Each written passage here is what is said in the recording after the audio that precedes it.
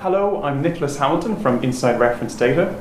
Today I'm joined by Susan Wright of the Investment Management Association, and Susan's going to tell me a little bit about Solvency II. Susan, I think over the last 12 months there's been a lot of confusion and uncertainty about the implementation of Solvency II, but then in March the European Parliament endorsed the Omnibus II directive. Can you tell us a little bit about the significance of the Omnibus II directive and what the most important deadlines are that asset managers need to be bearing in mind at the moment? Sure. You're right, the vote really gave some certainty to Solvency II. It's probably been wavering a little bit before that. What it means now for asset managers is they can sort of get going again, get their project teams back up on track.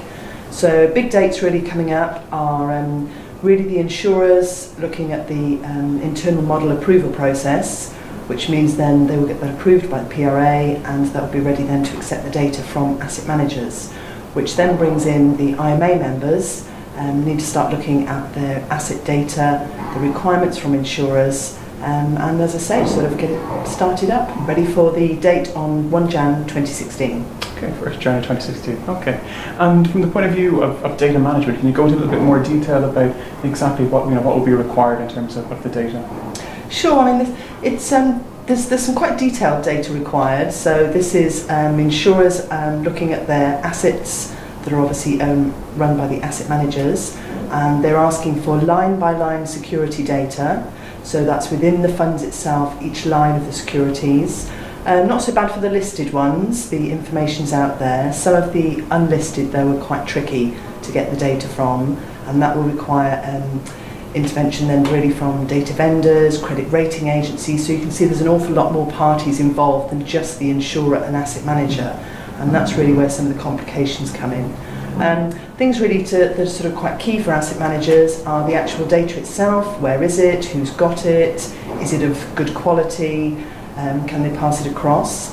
The timing of that data, so when insurers want the data, obviously remembering insurers have 6 weeks from the reporting date to get this data to PRA in one consolidated format. So asset managers then are sort of under a lot of pressure to get the data to the insurers quite early on in the process, but no timing really at the moment of when that data is required. The other issue out there, as I say, is the look-through. Particular problems there are for funder funds, for any wrapped products, and really where, as I say, where the asset data is a bit more complicated. Okay, and I know that the IMA has a Solvency II working group. Can you tell me a little bit more about that working group and any other ways that you're helping the asset management community to prepare for Solvency II? Sure, yes we do. We have a Solvency II data working group, so the IMA are looking really at the provision of asset data as opposed to the entire Solvency II directive, which I'm leaving to ABI. So we're looking at the provision of asset data from our members to their insurance clients. Quite often this is outsourced through TPAs, so we have involvement from them as well. And as I said earlier, we need the sort of buy-in really from the data vendors and the credit rating agencies, so they're also involved. So we have 2 working groups. We have one that is just the asset managers and some of their TPAs, and then we have a much wider one which has been really useful to get the message out across the wider industry. We've been involved with ABI and their sort of Solvency II policy person as well, to try and get this message as wide as possible, and really with the sort of underlying message of you need to be talking to each other. The insurers need to be talking to their asset managers to say what is it you want, by when and in what format. And if they're not, then I'm encouraging asset managers to go and talk to their insurance clients to, again, with the same conversation of what you want, when and in what format. Added complication, of course, is much of this is outsourced, so the TPAs, that's where their involvement comes in. Okay, and are you still accepting new members to those working groups? Absolutely, absolutely. As I say, because the project sort of wound down for a little bit while there was some uncertainty with EIOPA and across Europe, we're finding now that in many firms I'm getting some new contacts coming in now, asking to join the working group, get up to speed on it, and really sort of talk to their peers. So I think that's some of the areas they find invaluable.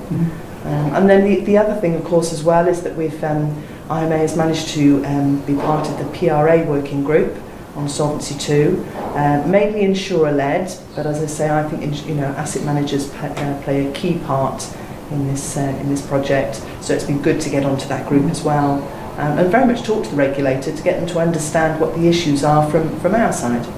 And if an asset management firm is out there and they want to join your working group, what do they need to do? Just contact me. That's fine. Okay. Yeah, and that's how most of them have come in. And then just one other thing really as well, we created a data exchange table. So the idea being there will be an awful lot of data that will be exchanged between TPAs, asset managers, insurers, and so we tried to create some sort of very basic rules of what information would be needed for each security, whether that's listed or unlisted or cash. And so we have created that. It is on the IMA website, and we've sent that to sort of anyone who wants it, really. Okay, great. Susan, thanks for your time. That's right, you're welcome. Thank you.